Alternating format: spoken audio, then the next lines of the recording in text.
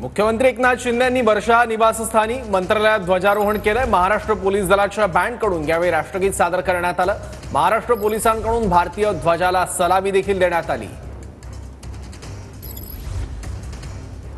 मुख्यमंत्री एकनाथ शिंदे यांनी आपल्या शासकीय निवासस्थानाला वर्षा इथे ध्वजारोहण केलंय। तर ही दोन दृश्य आहेत। एकीकडे वर्षा निवासस्थानी मुख्यमंत्री एकनाथ शिंदे यांनी ध्वजारोहण केलंय, तर दुसरीकडे मंत्रालयात मुख्यमंत्री शिंदेंच्या हस्ते ध्वजारोहण करण्यात आलं आहे।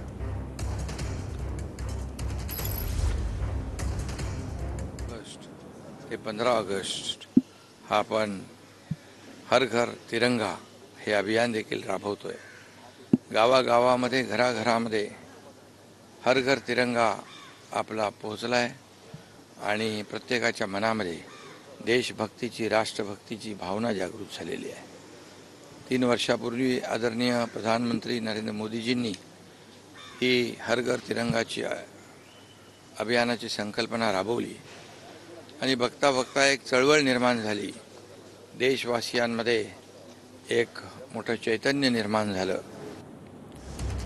महाराष्ट्रातील लाडक्या बहिणींच्या खात्यात पैसे जमा होण्यास सुरुवात झाली आहे। पहिल्या 2 महिन्यांचे 3000 रुपये बहिणींच्या खात्यात जमा झाले आहेत। मुख्यमंत्री एकनाथ शिंदे यांनी माहिती दिली आहे। कालच मुख्यमंत्री माझी लाडकी बहीण योजना यामधले 2 इन्स्टॉलमेंट आमच्या लाडक्या बहिणींच्या खात्यात जमा होऊ लागले।